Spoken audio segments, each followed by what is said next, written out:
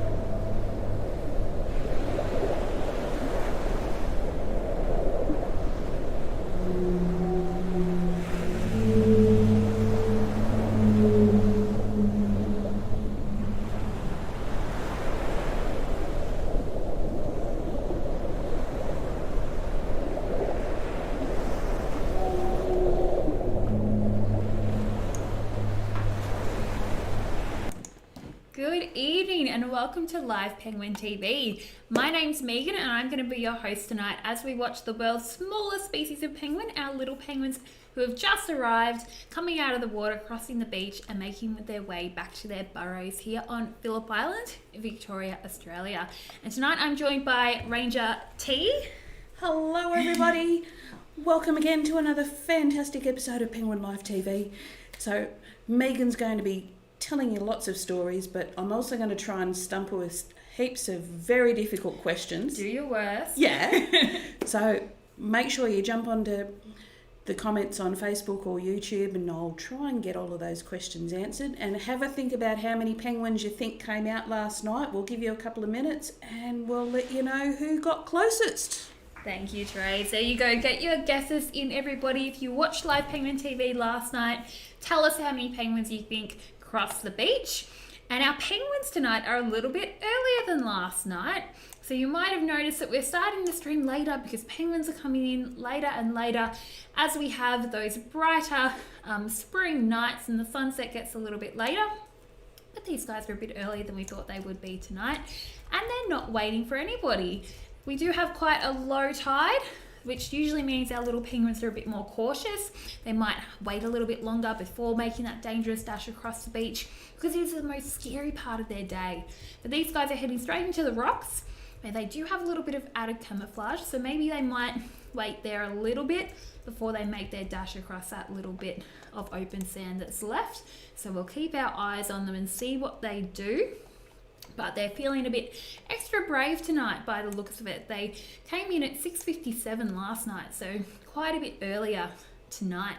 And we are watching our beautiful little penguins tonight on Phillip Island, as I said, but this land also has another name. It's also known as Milau. And Milau is the traditional land of the Bunurong. So the Bunurong would have been the first people seeing penguins coming here to Milau, and they've been coming here for thousands of years, caring for this beautiful country. So I would like to take a moment to acknowledge the Bunurong and their elders past, present and emerging as the traditional custodians of the land that we're on tonight, watching these little guys cross the beach.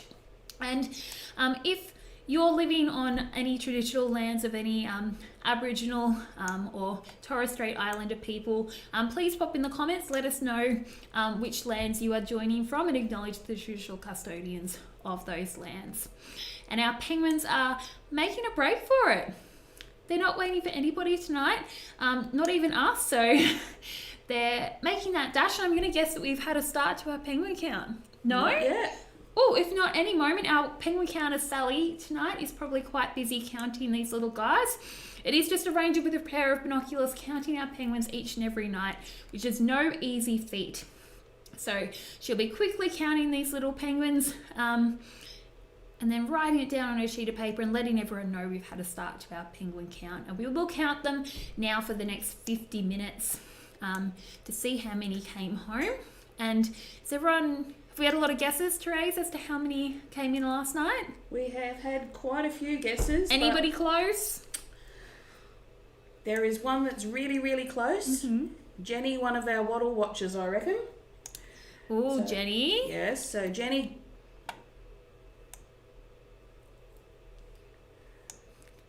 Oh, I think we might have just got some live information that. from the penguin counter.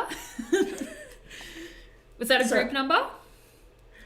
Stop doing your tracks. No, They're still going. What's happening? So yeah, our penguin counter is just come back with the idea. Oh, we have got them. Yes.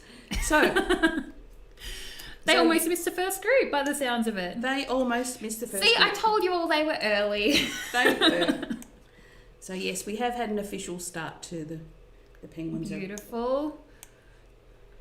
And Getting back to Jenny, Jenny guessed 873, and we actually had 886. oh, very close. Well done, Jenny. You'll get the virtual chocolate for tonight. My hopes is that I will win the actual chocolate tonight for our Ranger Penguin Lotto. Guessing how many came in. I guess a little bit lower tonight, being a bit pessimistic, which I hope doesn't happen. I hope we have lots of penguins, but when I guess high, it never works out for me. So we'll see how we go tonight. Try your hand at penguin counting if you want to try and have a guess as to how many you think come across the beach tonight. Remember, we do count for 50 minutes, so a little bit longer than we'll be streaming for tonight, but most of the penguins do come in that first 20 or 30 minutes that we'll be watching them for. Oh, and we already have a penguin who's back at his burrow, so I'm going to guess this little guy here was already inside his burrow, maybe waiting for his or her partner to come home, because a lot of our penguins at the moment are on eggs. And we do have some coming along the Penguin Highway as well. So a lot of penguins that are coming back tonight might have been out to sea for maybe a few days or a week, and they might be coming back to swap over incubation duties with their partner, because it does take, tripped over a bit of wood, it does take about 32 days for the penguin eggs to hatch from when they're laid. So it's just over a month that they have to make sure someone is at home sitting on those eggs. And speaking of eggs, looks like we have a penguin going the wrong way. And if you're a seasoned wattle watcher, you'll know what this means. This means this penguin is about to lay eggs.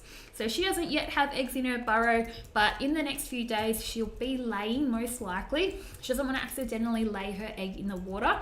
So she's staying in her burrow and at night going down to the beach to eat little pieces of shell. So we call her a shell gritter. You'll see her looking at the ground and maybe pecking at anything white that she sees, trying to eat those shells to get extra calcium. There she goes. To help replace the calcium she's taken out of our bones to put into the shells of those eggs that she'll be laying very soon. So any penguins that don't already have eggs are likely going to have some eggs on the way. And this little penguin here might have some eggs inside, and now it's waiting eagerly for its partner to come back and swap over. Or it may not have its eggs just yet. It may be a male who's just done a bit of burrow renovation, maybe waiting for a nice looking female to walk past so we can give her a bit of a song and a dance and impress her with his immaculate burrow. So they may hopefully have eggs during the season, or it may even be a female who's going to be laying her eggs soon. So we'll keep an eye on that penguin for tonight. But most of our penguins right now are sitting on eggs. So that's what the majority of them will be doing, staying in their burrow during the day, sitting on eggs, or out foraging, getting ready to come back to swap over with their partner.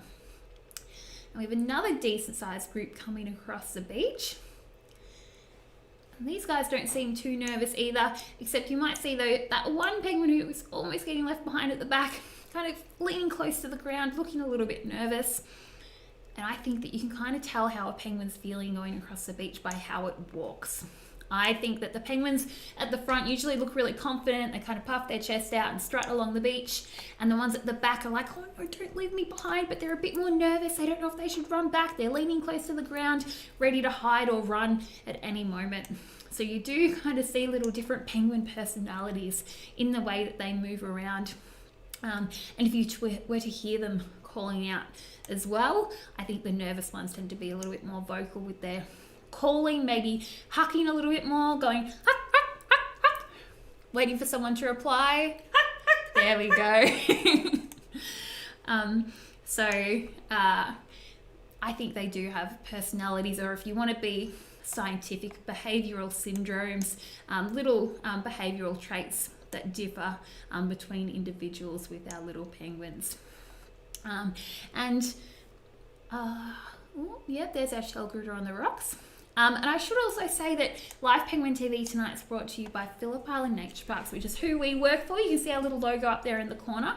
And we are a non-for-profit conservation organisation, which means that for anyone who's able to come and visit us tonight, and we're very lucky, we're almost sold out tonight with guests from regional Victoria, which was absolutely amazing, because that money they spent on tickets or any food or drinks or souvenirs goes right back into conservation, education and research to help protect our wildlife and our wild places here on Phillip Island, like our 32,000 little penguins in our colony here, which extends way beyond the penguins you see coming across the beach here at the Penguin Parade. We look after our Koala Conservation Reserve, Churchill Island Heritage Farm, the Nobby's Antarctic Journey, many important conservation sites, including internationally significant wetlands, woodlands, cultural and historic areas. So all those different kinds of places are protected by us at Phillip Island Nature Parks and by the profits we get from people who come to visit us. So if you're not able to come visit us just yet, we're very sorry to hear that. But we're glad you can join us here on Live Penguin TV. And if you do want to help us out with the work that we do here at Phillip Island Nature Parks, you can donate to the Penguin Foundation. Adopt a penguin, adopt a shearwater, adopt a bandicoot. Maybe one day adopt a ranger, we'll see. I know Jordan suggested that. Maybe that should happen. More penguins on the highway. But any funds that do go into that Penguin Foundation do help us look after our wildlife here, and we do really appreciate that. And now we might go back over to the main beach and see what's going on. These penguins are going quick tonight. Normally they stop and have a little bit of a rest on the rocks, but they're on a mission. Maybe because they might have eggs. They want to make sure their partner's not waiting too long before they have to swap over. Although something I learnt recently was that our longest recorded time for a penguin being on land here on Phillip Island was actually a female penguin who spent 25 days in her burrow because she was sitting on eggs. And it took her 25 days before she realised that her partner wasn't coming home, which is a little bit sad, but it shows you the dedication that these penguins have to looking after their eggs and to raising their young. Alternatively, last year I saw something pretty interesting when I was doing our penguin tracking program. I put a little tracker on a female penguin, waiting for her to go out to sea. She was sitting on her eggs and I thought, she's been here for a long time. She's going to go out tomorrow. I'll put the tracker on her and hopefully she heads out in the morning. And when she comes back, I can collect the tracker and see where she's gone. And when I looked at my data the next morning, before I went out to check, I saw that her partner had crossed our penguin weighbridge. So he'd come up onto land. Thought, that's great. He's come in, she's gone out to sea. I'm going to get some data. But when I went to check the burrow, the partner wasn't there and the female with the tracker was still home. I was like, what are you doing? Your partner came in. Why haven't you gone out to sea? So I asked our penguin expert, Dr. Andre, Professor Penguin, and he said, oh yeah, sometimes I might just come check in. So I felt it was kind of like the male coming home going, oh, hey honey, how you going? Sitting on the eggs. And she's like, yeah, I'm all good. I'm still full. You go back out, do some more work, find some more fish, come back and check on me later. And I thought that was quite sweet. Not something that I expected or thought would happen. I thought, oh, he's gone to the effort to come in, they'll swap over. But no. All right, these guys are taking their time a little bit more. I think we have a bit of a smaller group, so they're not feeling as confident because our penguins on the beach are quite vulnerable to any birds of prey that might be around. And I know we've seen maybe a goshawk on Penguin TV or a sparrowhawk, we're not sure, on Penguin TV before. We've seen Pacific gulls flying around before. Luckily, we've never seen a penguin taken by a predator, but they are still quite cautious. Coming in those groups for safety in numbers, waiting till it gets dark. Now they are a bit safer to be crossing the beach. But being cautious as they should. And I feel like you have a question for me, I Therese. do have a question for you. I was just waiting for you to take a breath. Oh, I haven't done this in a while, so I'm just full of information, ready for it to come out. Full of energy. So Penny would like to know, do penguins sneeze? That's a good question, Penny. And I feel like I've seen a penguin sneeze. Definitely. Yeah, just like any other animal. I think if they have a bit of a tickle, a bit of dust in their nostrils, they'll sneeze. But also, I think one reason why they might sneeze and one reason why you might see them shaking their head or doing something like that might look a little bit funny is because penguins actually drink salt water when they're out at sea. They don't drink fresh water. And they have a little decel plant in their head just behind their nose called a supraorbital gland, which turns that salt water into fresh water. And then they excrete that salt just on their nose there. So sometimes they might sneeze or shake their head to get rid of that excess salt. So there you go. Penguins do sneeze for reasons why we do as well, but also to get rid of some of that excess salt if it might get stuck there on their little beaks. A very good question. I don't think we've had that one before. Do you have another one ready? Maybe we'll do another question while we're on I it. do have another question. Mm-hmm. Jenny would like to know, have you ever seen one that is a little bit odd or a bit larger than the others? Oh, I've definitely seen some odd penguins. And I have seen some large penguins. So we generally say the difference between a male and female is in the depth of their beak. If you're looking at them and you want to try and figure out whether they're male or female, that's the thing you look at. A bigger, deeper beak is usually a male. A thinner, straighter beak is usually a female.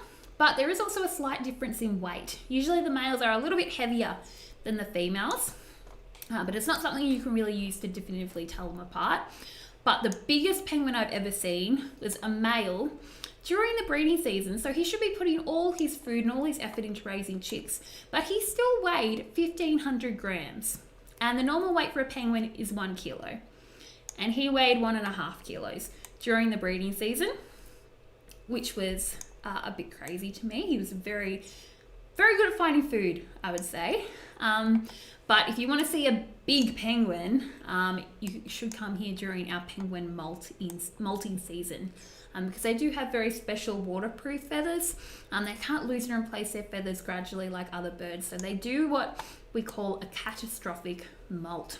So they have to spend about 2 to 3 weeks on land losing and replacing all of their feathers.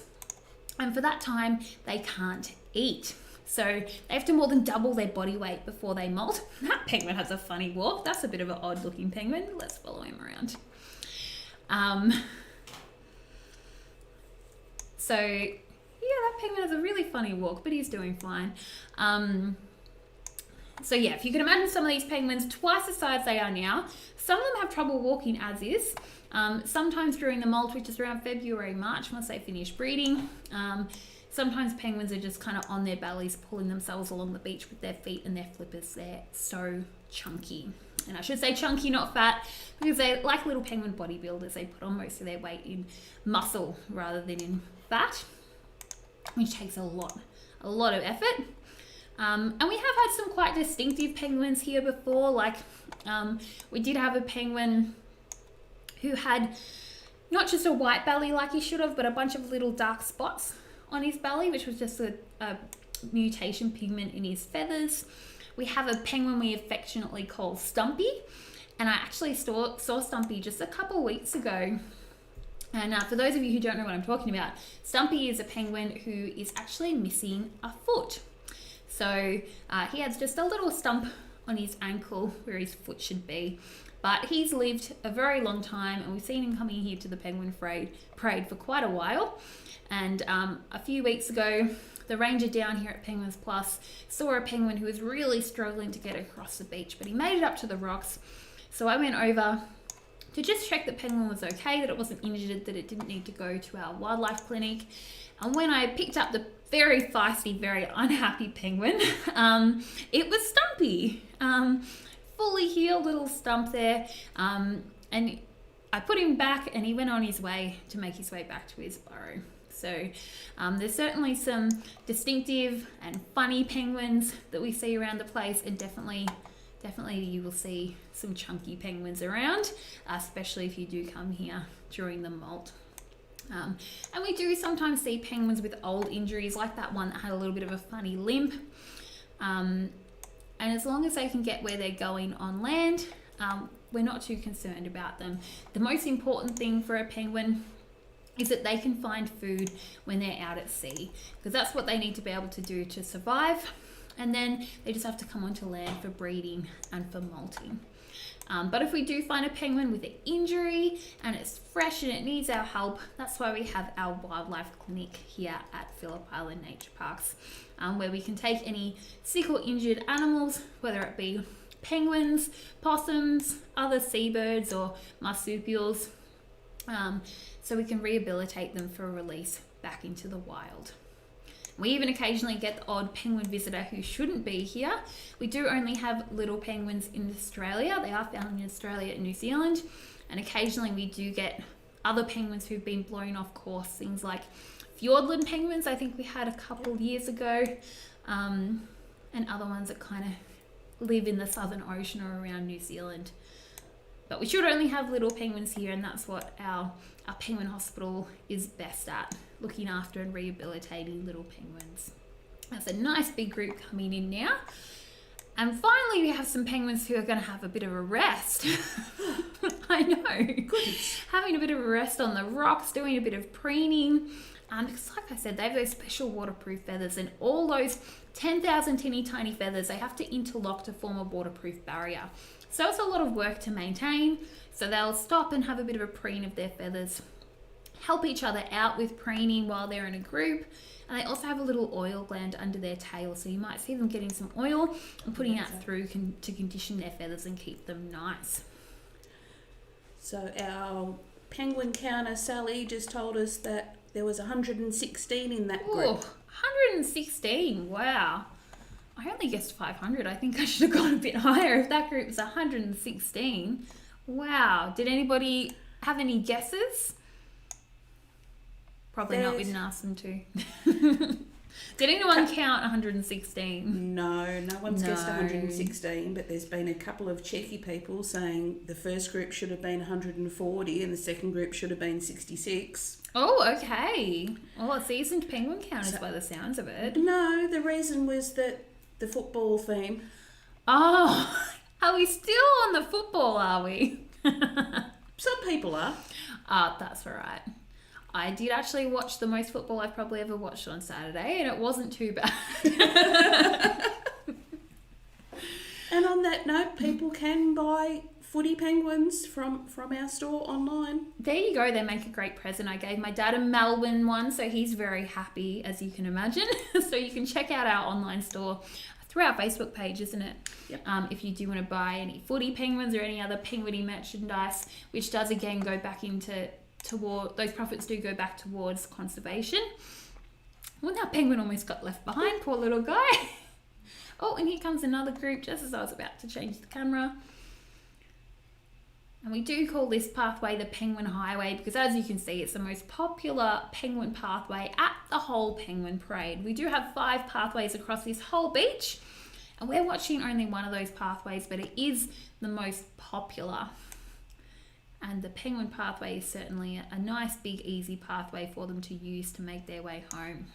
And this will be the pathway that these penguins use every time they come back. Because they are creatures of habit, they'll take the same path every time they come back to the same place when they're coming back onto land.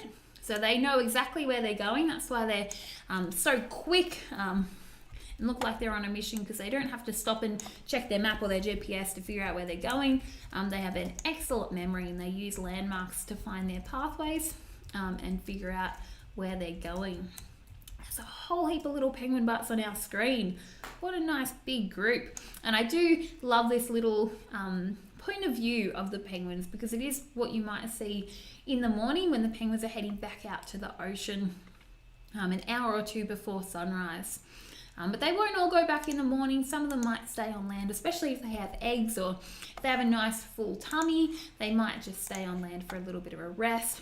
Or they might stay in hopes of catching their partner, or maybe even finding a new partner. Because it is that time of year where penguins will either be reforming their pair bonds or finding a new partner for this breeding season. Because they don't mate for life, I'm sorry to say. Our penguins aren't that romantic. They're floozies. They are. They cheat on their partners, and the boys and the girls, so there's no discrimination there. But they do sometimes come back to the same partner. There is usually anywhere between an 18 to 50% divorce rate for our penguins. So sometimes they can stay together for 5, 6, 7, 8, 10 years.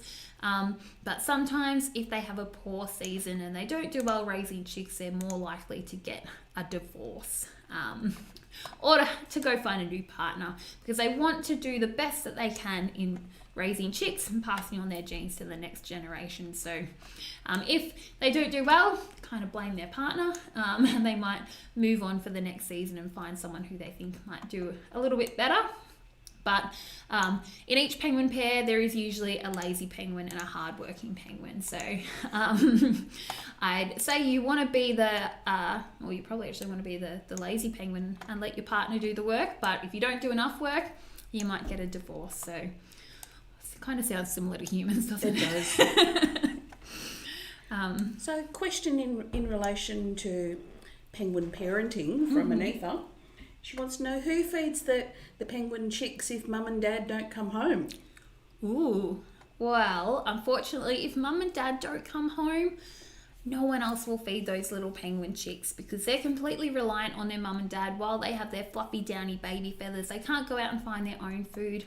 And each penguin pair has their own chicks to raise.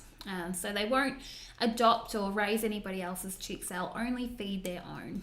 So if something does happen to a penguin's parents, they're probably not going to survive.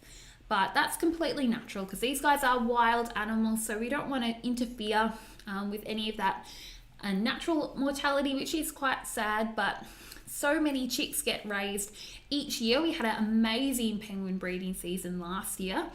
I think we had, was it 2 chicks raised per pair? Yep. Yeah, our long-term average is 1. Last year there was 2. So that means for every penguin adult, there was 1 chick that headed out to sea. So maybe 32,000 chicks, possibly, that fledged. And there's not going to be room for another 32,000 penguins to come back and make their homes here. So even from the ones that fledge, unfortunately, not all of them are going to survive. It's survival of the fittest. So the biggest, best penguins who are going to be really good at finding food can come back, and then they're going to be the ones that have babies to make sure that we have a really strong colony that's going to be here and survive for many, many years to come.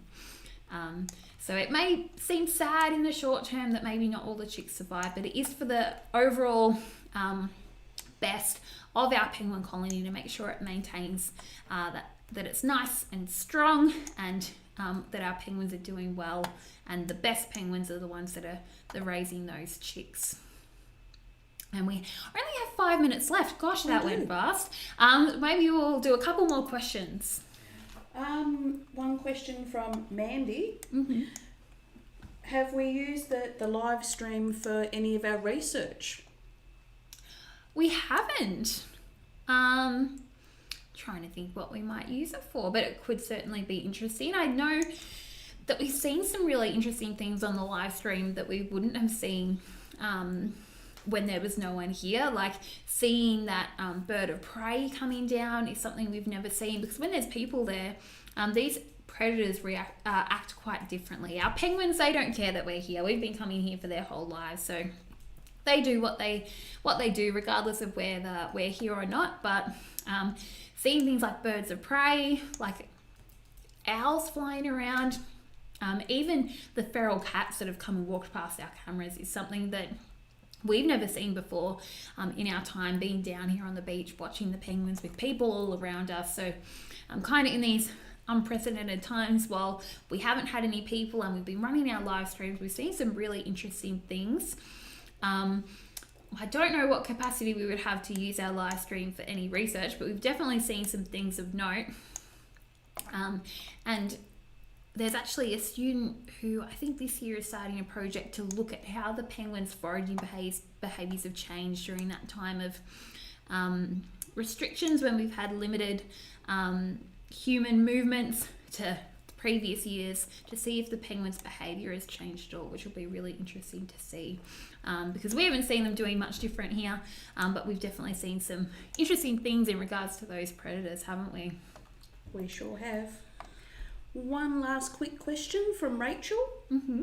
How did the penguins go when we had our gorgeous new visitors centre built? Oh, well, as you all probably know, I've already explained how the penguins use landmarks to find their way home. So they don't like change, because if a landmark changes, they can come in and they can get a little bit confused. So, of course, when things first started changing, the penguins might have got a little bit confused if something changed that they used to use to find their way home. But a lot of the changes did happen quite gradually, and the penguins are quite adaptable. So when something changes, they might come in and be like, "Oh, that's not how that was before. That wasn't there, and that other thing was there, but I recognize that thing," and they figure it out and they adjust. So there was definitely an adjustment period. Like one of the changes was that we used to have a penguin crossing up near our old visitor centre, where penguins had to cross over the people pathway, which, look, it was stressful for us. It was stressful for the penguins because we had to stop all the people to let the penguins cross the road. But that was the way they went. That was the way they found their way home. And now with our new building, getting rid of the old one, we've been able to get rid of that penguin crossing. But even when we didn't need to use it anymore, we still left it. We still kept using it for a little while longer so the penguins could adapt. So if they wanted to cross, we let them cross. And if they figured out they could go around, they'd go around. And more of them were figuring out they could go around. And when the breeding season ended, we closed up that penguin crossing, and they all found their way around back to their burrows. And during all the construction, everything changing, penguins, of course, do like to get themselves into mischief. So, and that was one of the reasons for moving our old visitor centre, because the old one was actually built many years ago when the penguin numbers were a lot fewer. And as the penguin numbers increased, the penguins did get themselves into mischief. So they started breaking into our building. We started finding penguins in all kinds of places, like a panicked call from the kitchen asking a ranger to come collect the penguin who'd snuck into the kitchen. A penguin who surprised a group of guests on a tour one night when it was hiding in the first aid room. One morning there was even a little chick that a cleaner found behind the ice cream freezer. So they get themselves into mischief all the time. So when everything was changing and there was more places to hide and explore, we had one of our researchers, Leanne, whose job it was to oversee the penguins and the wildlife and make sure everyone was safe. So before any building happened or anything like that, each morning Leanne went out and checked every little crevice that a penguin could get into to make sure that there were no penguins who'd gotten into any mischief and to make sure everyone was safe. So there were a lot of big changes that happened. And if you haven't seen our new building, it's a lot better for us and it's a lot better for the wildlife, because as well as making it more environmentally friendly. We've been able to move our old infrastructure out of where the penguins wanted to live and create 6.7 hectares of new penguin habitat by ripping up old car parks and rehabilitating and revegetating those areas, which is something we've been able to do a lot of while we've been closed over the last couple of years, using staff who would normally be here talking to you all at the penguin parade, getting them out and putting plants in the ground. And hopefully when you are able to come visit us, or if you can come visit us, come have a look and you can see the huge change that's happened from asphalt car park to now plants which are growing and thriving, little penguin nesting boxes all over the place to help encourage the penguins back into those areas, and will hopefully allow our penguin colony to grow even more than it already has. And another good group of penguins, just I think for time to wrap up, unless there's anything else we need to talk about, Therese? No, I think we've covered it all. Perfect. We talked about everything. No, I'm I'm sure that wouldn't be possible. I could probably talk for another 3 hours or so about penguins. But You can indeed. we don't want to be here all night. We don't have to be here till the lights go out. We've had lots of penguins tonight, so do pop in your guesses as to how many you think have come in up to this point, and then tune in tomorrow and you can find out how many came in, and put in your total guess how many you think came in for that 50 minutes. But I think we're going to have most of our penguins home by now. So I do want to thank everyone so much for tuning in to Live Penguin TV tonight. We hope to see everyone back here as soon as possible. I know that there's some water watchers who might be joining us this weekend for an ultimate tour, which is super exciting. I would recommend coming at the moment if you're able, and if you can't, we hope to see you in the future. And if you do want to help support the work we do here at Phillip Island Nature Parks, you can donate to the Penguin Foundation and another little shell critter to see us off as well. So thank you so much for tuning in tonight, and we'll see you all next time. If you want to come in and say goodbye. Thank you, everybody. Huck, huck. Bye.